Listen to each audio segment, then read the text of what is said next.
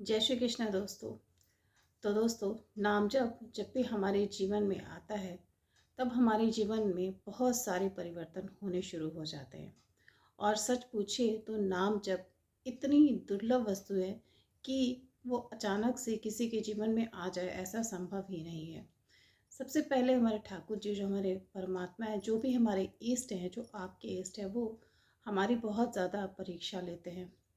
और उसके बाद अगर हम उस परीक्षा में पास होते हैं, अगर हम उनकी कसौटी पर खरा उतरते हैं, तो ही हम पर नाम की कृपा होती है, पर अपने इष्ट की, अपने परमात्मा की कृपा होती है।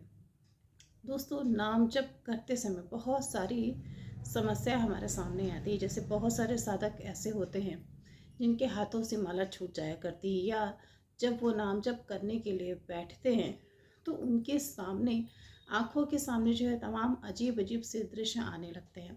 कुछ लोगों का कहना ये है कि जब भी हम नाम जप करते हैं, हमारी आँखों के सामने हमारे द्वारा किए हुए बुरे कर्म, हमारे पाप कर्म जो हैं दिखने लगते हैं। हमने पहले समय में, कुछ वर्ष पहले जो भी बुरे कर्म किए हैं वो हमारे सामने आने लगते हैं, या फिर हमारे साथ जो भी बुरा हुआ है वो हमें फिर से याद आने लगता है। ये सारी चीज़ें जो हैं नाम जप के समय लोगों को अनुभव होती हैं। तो इन सारी बातों का क्या मतलब होता है, ये सारे अनुभव नाम जप के समय क्यों होते हैं? दोस्तों, नाम जप बहुत आसानी से होता रहे, ये बहुत ही कठिन बात होती है। क्योंकि जो भी गृहस्थी में रह रहे हैं, जो साधु संत नहीं हैं, जो एक सामान्य जीवन जी रहे हैं अपने परिवार के साथ, उनके लिए नाम जप करना बहुत ही कठिन होता है। क्योंकि अपनी व्यस्त दिनचर्या से समय निकालना, मौका निकालना, ये बहुत ही दुर्लभ होता है।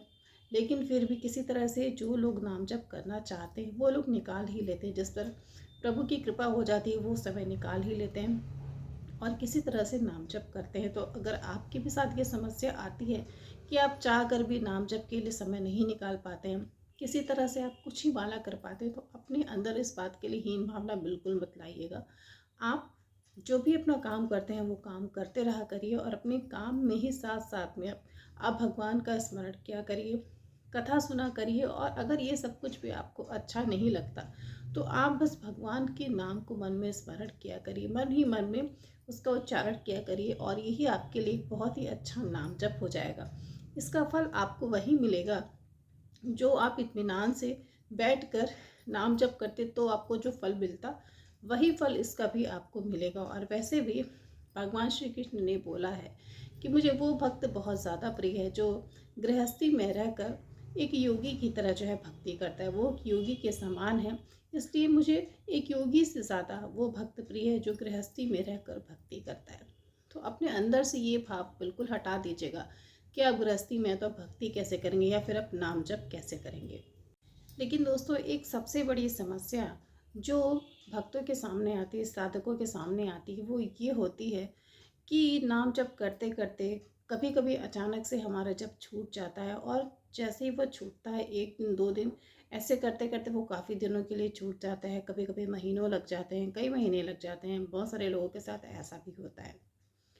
तो दोस्तों, जब भी हम नाम जप शुरू करते हैं तो सबसे पहले जो हमारे पाप कर्म होते हैं वो हमारे आड़े आते हैं, और जो नेगेटिव एनर्जीज होती हैं, नकारात्मक ऊर्जाएं होती हैं जो कि हमारे आसपास होती हैं, वो हमें ऐसा करने से रोकती हैं।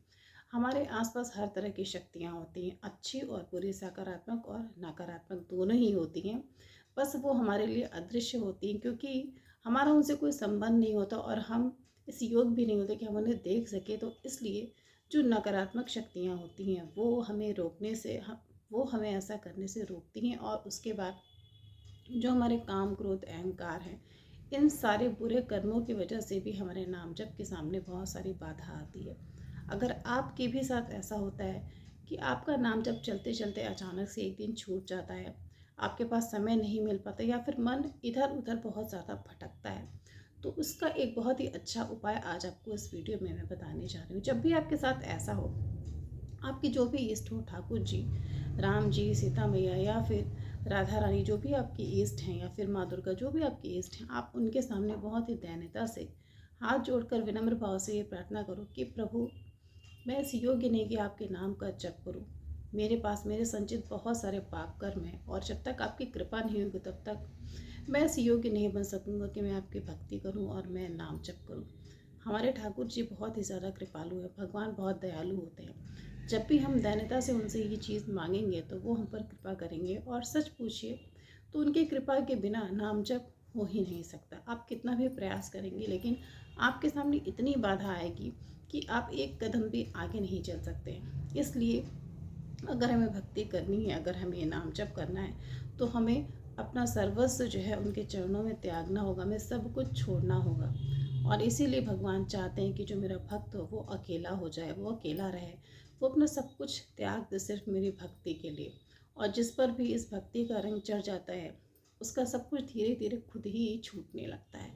और जब नाम की कृपा हो जाती है तो वैसे भी किसी चीज़ से लगाव नहीं रह जाता, सबसे प्रिय भगवान का नाम ही लगता है। और नाम जप करते करते मन में इतनी गहराई होने लगती है, मन इतनी गहराई में उतर जाता है कि और कुछ भी अच्छा नहीं लगता। तो अगर आपके साथ भी ये समस्या आती है, आपका नाम जब अक्सर ही छूट जाता है, तो आप प्रभु से प्रार्थना करिए और अपने मन को जहाँ तक हो सके बहुत ही छोटे दायरे में रखिए। बहुत ज़्यादा किसी से व्यवहार करना या बहुत ज़्यादा बातचीत करना, इधर उधर बातें करना, चुगली करना, इन सारी चीज़ों से अपने आप को दूर करके रखिए। अपने आप को, स्वयं को एकांत दीजिए कुछ देर के लिए। एकांत में जब आप रहेंगे तो आपके मन का मैल खुद ही साफ होने लगेगा, और आपके मन में परमात्मा का धीरे धीरे वास होगा। वास क्या होगा, हमारे मन में ही परमात्मा रहते हैं, कहीं और नहीं रहते। हम उन्हें बाहर ढूंढते हैं लेकिन वो रहते हमारे अंदर ही हैं। तो इसलिए अगर आप चाहते हैं कि आपका नाम जब अच्छे से चलता रहे, छूटे नहीं, और आपकी भक्ति में दिन दिन पर और आपकी भक्ति में दिनों दिन वृद्धि हो, तो ठाकुर जी की कृपा की उसमें आवश्यकता बहुत ज़्यादा है। आप उनसे प्रार्थना करिए, आप श्रीमती राधा रानी से प्रार्थना करिए। अगर उनकी कृपा हो गई तो हमसे कभी भी नाम नहीं छूटेगा। तो दोस्तों, ये वीडियो अच्छी लगी तो उसे शेयर करिएगा और मेरे चैनल को ज़रूर सब्सक्राइब कीजिएगा। जय श्री राम।